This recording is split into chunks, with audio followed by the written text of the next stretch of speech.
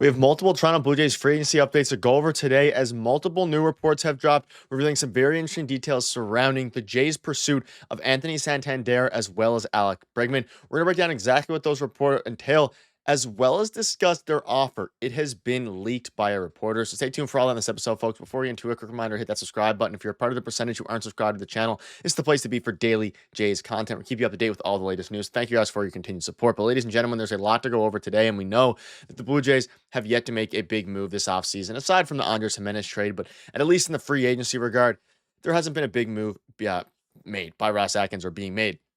However, it was a big day regarding, yesterday night into, of course, this morning and this afternoon about Alex Bregman and Anthony Santander. A bunch of new reports have dropped, and there's some notable ones. There's some, more reports, and as new reports flow, we'll continue to drop, keep you guys up to date with it.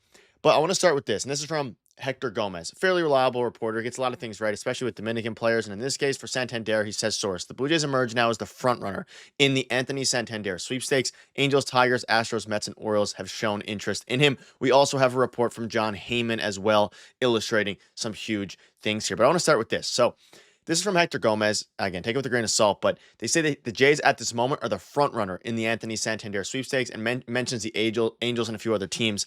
And the Angels at this point seem to be the biggest team, biggest threat, to the Toronto Blue Jays, which is funny to say the Angels and a threat when it comes to free agency. But I think this does lend some credit to the fact that the Jays are in a pretty good spot here to land Anthony Santander. When you're thinking about what other teams the Jays have competed with for other free agents, whether that's the Mets, whether that's, a bunch of different teams, and ultimately the Diamondbacks, the Giants for obviously Corbin Burns, all these different guys. It comes to the Red Sox even. It comes down to now you're going up against an Angels team that is not in a good position whatsoever. So if Santander is between the Angels and the Jays are probably better positioned to win, and not only this season but in the future as well. And they have more money to offer. And Heyman thinks the Angels and the Jays are most likely for Santander at this point, and he says at the moment the Tiger and the Jays are the most likely for Bregman. And we're gonna have another, full video breaking down some new Bregman reports that have come out. But regarding the Santander front, that's huge. So Heyman said that the Angels and Jays are most likely for Santander. Another reporter, and Hector Gomez, comes out and it says the Jays are now favorites for Anthony Santander. And then he leaks the offer. He says, I'm hearing the Jays are offering 4 years, $82 million. And this got Jays Twitter, the 482 got Jays Twitter pretty fired up for a few different reasons. One, I'll say right now, if they get Anthony Santander for this dollar amount, that is a steal given the market. I mean, you're getting a guy who can hit 40 home runs any given season. You're getting him for about $20 million a year, obviously about 20.5.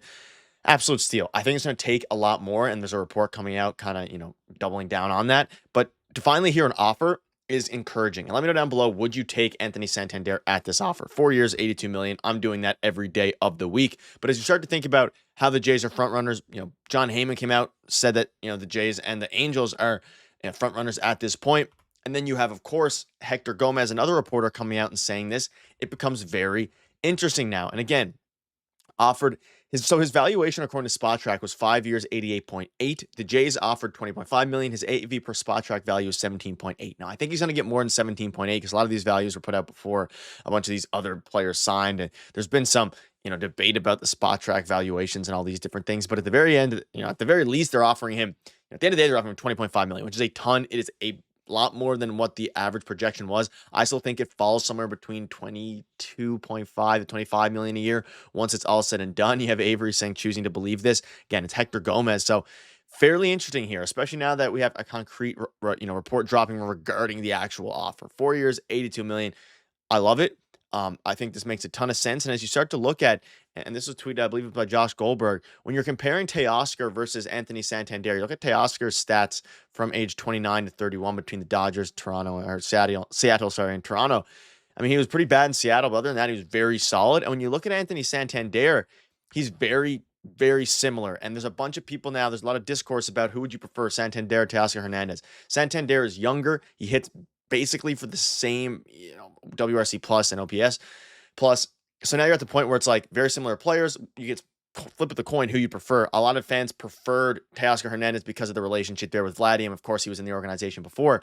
But stats-wise, I love it for Toronto if you get Anthony Santander. And of course, if they sign him, we'll have a ton of videos and obviously a ton of discussion about what the lineup looks like, how it's looking, and regarding Alex Bregman as well. Because if they get Santander and Alex Bregman, things are looking very decent for the Toronto Blue Jays, but I'm not going to get my hopes on that yet. But I'm going to get my hopes on the fact that they are front runners at this moment. And there was also a report from Cardinals Live.